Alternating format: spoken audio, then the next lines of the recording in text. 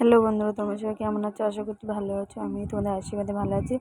আজকে চলে আসলাম আমার শ্বশুরমশাই ঘাট ছাড়া। হ্যালো বন্ধুরা, তোমরা সবাই কেমন আছো? আশা করছি ভালো আছো। আমি ভালো আছি তোমাদের আশীর্বাদে। দেখো আমার শ্বশুরি কাজ আরম্ভ হচ্ছে আজকে ঘাট। তো এই যে বেরামন দেখো এগুলো গুছাচ্ছে আর এখানে এগুলো লাগবে। তো দেখো সবাই, আর একটু সবাই একটু আশীর্বাদ করো সবাই। ভিডিওটা কেমন হয়েছে কমেন্ট করো আর আমার চ্যানেলটা সাবস্ক্রাইব করে নিও যারা নতুন নতুন বন্ধু আছে।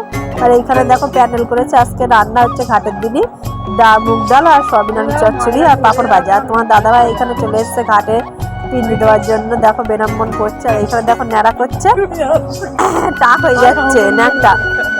এই যে আমি এখানে আছি, দেখো এবার ঘাটে উঠে চান করবো, চান করে চলে যাবো। ভিডিওটা কেমন লাগছে সবাই। সোমবার পড়লো, সোমবার আজকে ছাড়াতে তার যতটুকু সামর্থ্য ততটুকু আমরা গুছিয়ে দিয়েছি ব্রাহ্মণকে। এভাবে সব গুছিয়ে নিতে বলছি। শ্বশুরমশাই আত্মা কামড়ে শান্তি হয়, ঘাট অক্ষরে কম করবে। এই যে তোমার দাদাভাই বসে আছে তখন যতটা সামর্থ্য ততটা দিয়েছি। আমরা তো ততটা গুছিয়ে উঠতে পারিনি, তো যতটা পেরেছি তোমার দাদাভাই শ্বশুরের ছেলে এখানে মারা গেছে ঘাটে উঠেছে। আর এখানে ব্রাহ্মণ মন্ত্র করছে আর আমি দাঁড়িয়ে আছি, তোমার দাদাকে গা ছুঁয়ে আছি।